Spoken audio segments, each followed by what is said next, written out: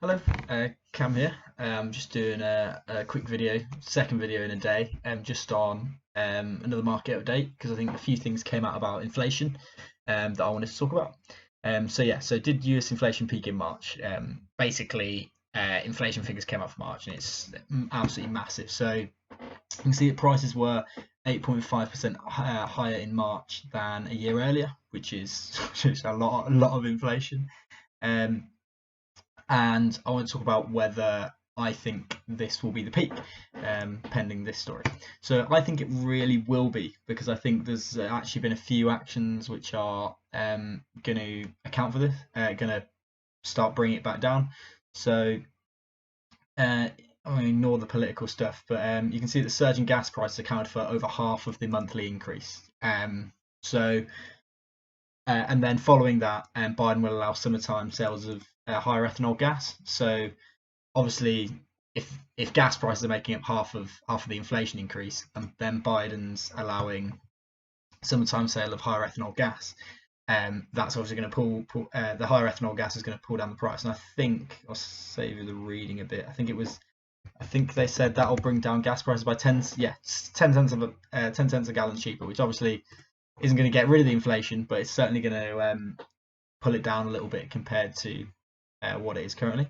Then I also wanted to talk about the recession potential, which is, so basically all the banks have been coming out saying that a recession's coming, and I think a lot of that's due to the you can see the bond and interest rates flip. So they're now back all in order, but they're obviously flipped, which means it's like, as most people view, as like a smoking gun as to a timeline when until the US is going to go into recession, which I think is within 2 years, as most of the places predicting it.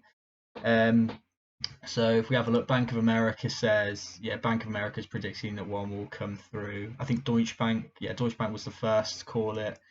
So that's a lot. And then also, I think this was Wall Street Journal. Wall Street Journal put a probability of being 28%, up from 18%. I think most of them I've seen are a lot higher than that. There's quite a few actually above 50% that think a recession is going to happen. But yes, there's Goldman Sachs as well, also predicting it. I also want to talk about oil, because oil actually went, I think it went down. So I think it was at 97. I'm not sure if it went down to 95, but it actually was sort of going back down. And I thought it would hit more like 60, 70 range, by the end of the year as things started to cool off. But I mean, with supply chain issues, it's still going to be a big issue. But yeah, I think that's most of what I've been talking about. I mean, I might do some sort of, because I mentioned in a couple of my previous videos about some recession-proof stocks of things like Walmart, McDonald's, Wendy's, what's the other one? Costco, those sort of places that tend to do well when recessions hit, and also some dividend stocks as well that I was going to look at.